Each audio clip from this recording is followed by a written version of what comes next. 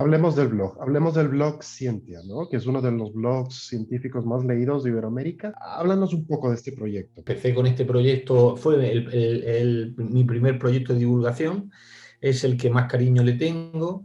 El blog ha supuesto mucho para mí porque a raíz del blog, a partir de él empezaron las colaboraciones con medios de comunicación, la divulgación en redes sociales, la divulgación institucional también en la Universidad de Murcia, a nivel nacional, las colaboraciones con distintos ministerios, pero siempre la piedra angular ha sido el blog Scientia. Yo creo que si la gente le habla de cosas que le interesan, de su día a día, de la ciencia de la vida cotidiana, y se da con un lenguaje asequible y con gancho y con chispa, yo creo que a la gente le gusta. No es difícil tirar ese muro, no es difícil acercarlo, pero hay que hacer la labor por acercarse. Pero normalmente mucha gente que ahora es complicado, es árido, es difícil.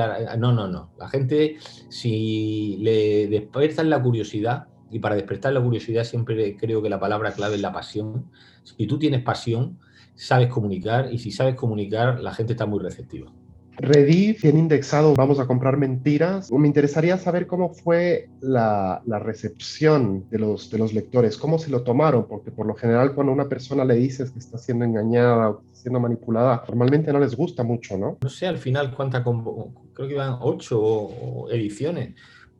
La recepción fue muy buena. La gente, lo que pasa es que al principio es curiosidad, luego te ríes de las cosas que lees y luego te cabreas porque ves que te están tomando el pelo de alguna forma. Fue un libro arriesgado, porque no es fácil decir, señalar con nombre y apellidos, con marcas comerciales, con personas, con productos concretos. Es complicado hablar de esas cosas por las posibles repercusiones, pero creo que fue una experiencia muy bonita y creo que necesaria. Creo que con la ciencia poder desmontar algunas de las medias verdades que se dicen y que pueden llegar a confundirnos, creo que es una de las labores de la divulgación científica.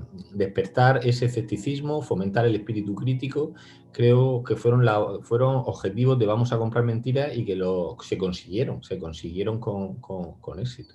¿Por qué seguimos comprando mentiras en general? ¿Por qué la gente cree ciertas cosas que quiere creer o que los medios de comunicación, que las grandes corporaciones nos dicen que debemos creer? ¿Por qué las compramos? Bueno, hay muchos factores. Hay uno que es porque realmente a veces no sabe si son mentiras o no lo son. A veces están muy camufladas esas mentiras. Incluso se amparan en un paraguas legal, porque la reglamentación no es la que debería ser. Entonces no sabemos si estamos comprando mentiras. Pero por otra parte, hay veces que incluso sabiendo que es una mentira, sabiendo que la publicidad es muy exagerada, nos gusta ilusionarnos con cosas y nos gusta buscar. La gente ya no compra alimentación solamente por el hecho de nutrirse o de alimentarse. Ya estamos buscando otras cosas en esos productos que nos ayuden a nuestra salud articular, que nos pongan más guapos, que nos lo pasamos bien. Ya no es solamente cuestión de alimentación y entonces de nutrirse. Y entonces eso a la gente en el fondo le gusta. Pero el problema es que esas mentiras tienen repercusión sobre nuestro bolsillo, sobre el dinero que nos gastamos, pero sobre todo pueden tener repercusión sobre nuestra salud. Y eso es grave. Y creo que habría que cambiar muchísimo la reglamentación en algunos aspectos. El marketing es necesario y el marketing es bueno. Y la gente habla más del marketing y no tiene por qué ser así. Sin embargo, el marketing pseudocientífico es el que no me gusta. Marketing pseudocientífico es utilizar la ciencia para confundir al consumidor. La gente nos gusta, tenemos cada vez más respeto por la ciencia, tenemos cada vez más respeto por la labor del científico. Y entonces eso lo saben en algunas empresas y utilizan un marketing basado en frases científicas, en productos científicos, en alguien que aparece con una bata para avalar ese producto. Pero como nuestro nivel científico a veces no es lo suficientemente bueno, pues es fácil engañarnos. Entonces, utilizar la ciencia para engañar al consumidor es algo que cada vez se da más, aprovechándose de la buena reputación de la ciencia. ¿Cuál es la mejor forma de acercar a una persona completamente neófita que está alejada de la ciencia al mundo científico? Como divulgadores y como comunicadores científicos, ¿qué lenguaje utilizar? ¿Cómo persuadir a la gente para que se acerque a la ciencia? Mira, depende del colectivo al que te quieras acercar.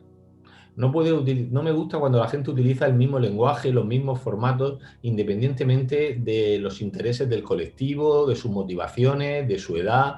No. Existen redes sociales, existen vídeos, existen libros, existe televisión, depende a quién te quieras acercar. Pero hay algo que es clave y es fundamental en todos los públicos a los que te diriges. Y es que tienes que emocionar al oyente. Y para emocionarlo, la emoción la puedes encontrar a través de la risa, pero también a través del drama, del llanto, del cabreo, de la ira. Son distintas formas de despertar esa emoción. Ahora bien, para poder emocionar a la gente, tú tienes que apasionarte. Tienes que ser un apasionado de lo que cuentas. Y si tú eres un apasionado, la comunicación será más efectiva, sea el grupo de población que sea el canal que sea. Pero si a ti no te apasiona lo que cuentas, jamás lograrás comunicar. ¿Hay algún divulgador, comunicador científico que te interese, que sigas, que veas, que nos recomiendes seguir? Ay, por supuesto, hay mucho. A veces un pecado del mundo de la comunicación científica es que parece que estamos solos, hablamos como, no, hay muchísimo, dependiendo del área en el cual te quieras mover. Si te gusta la química, a mí me gusta un catedrático de química física, se llama Janko Iruin, de la Universidad del País Vasco, que tiene un blog, se llama El Blog del Búho, que me gusta mucho. Si hablas de escepticismo, está Fernando Frías.